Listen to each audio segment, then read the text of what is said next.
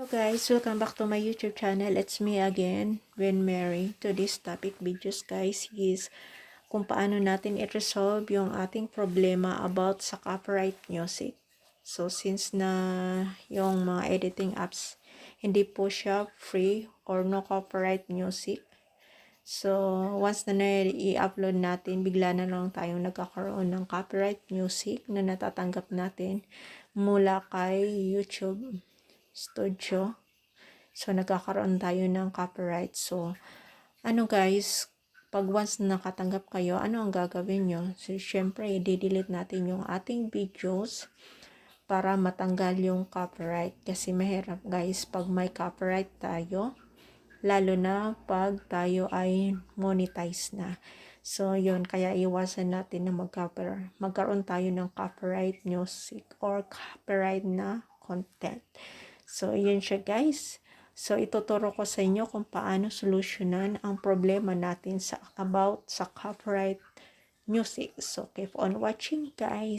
Kailangan guys, meron tayong Chrome browser. So, once nawala po tayong Chrome browser, kailangan natin mag-download sa Google Play Store. So, since meron na tayong Google Play Store, i-click natin siya guys.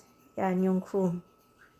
Tapos, makikita natin sa Chrome guys, ito, yung search. Isa-search natin siya, ita-type natin www. O yan ang mag-appear guys.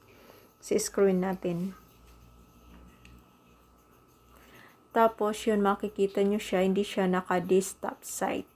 Naka-mobile site siya. Hanapin natin yung 3 dot sa may upper right corner. Then, i-click natin siya. Pag once na na-click natin siya, ito na yung lalabas, guys. Then, once na pag yan lumabas, hanapin natin yung desktop site.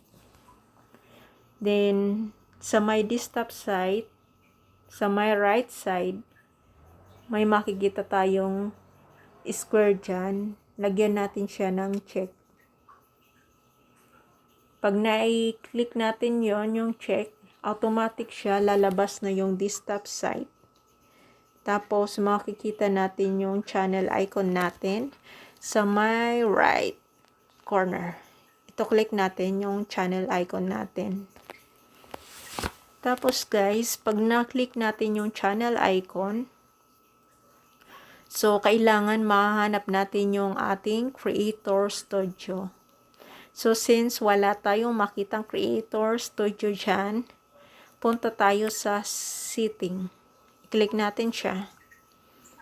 Then, pag nag-click natin, ito na yung lalabay siya, guys. Yung your YouTube channel, your channel.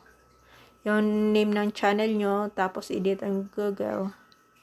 Tapos, sa baba may makikita tayong channel status in feature, create a new channel, view advanced setting. Then, piliin natin tong channel status and feature. Pag na-click natin siya, ito na yung lalabas, guys. Bali, dito na natin makikita kung meron tayong copyright status, then yung community guideline status. So, since nawala tayong copyright, lahat yan naka-zero. Yan siya guys. Tapos, continuous tayo. Tapos, di ba wala tayong makita dyan na Creator Studio guys. Punta tayo ulit sa ating channel icon sa my profile. Click natin yon, makikita na natin yung ating Creator Studio. Yan, i-click natin yung Creator Studio. Tapos guys, ito na siya. Pag click natin yung Creator Studio, ito na yung lalabas.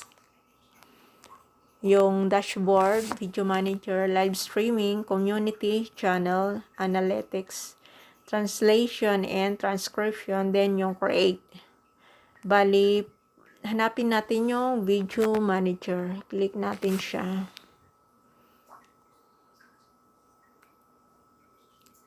Tapos, pag once na na-click natin, lahat ng videos natin mag-a-appear dyan, guys.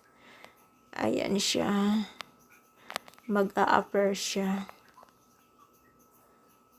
Tapos, ayan siya, guys. Pili tayo dyan kung alin ang meron copyright. I-click natin. Halimbawa, for example, ito. Meron tayong copyright music dyan. Then, yan ang i-click natin na video. Kung saan meron copyright, doon natin siya i-click. Tapos, makikita natin yung sa my right side, yung edit.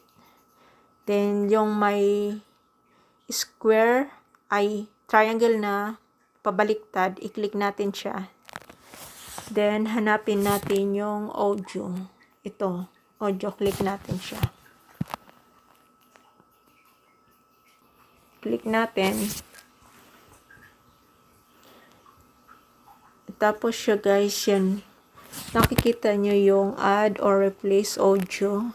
Ayan siya, guys. I-click nyo lang siya. Tapos, hahanap kayo ng music na pwede nating i-replace doon sa copyright music natin para matanggal yung ating copyright music. Then, pag once na nakapili na kayo, guys, ito is add to video. Yan. Tapos, ano lang tong save changes. Yan, automatic. It takes 30 minutes, guys, para mapalitan yung ating copyright music.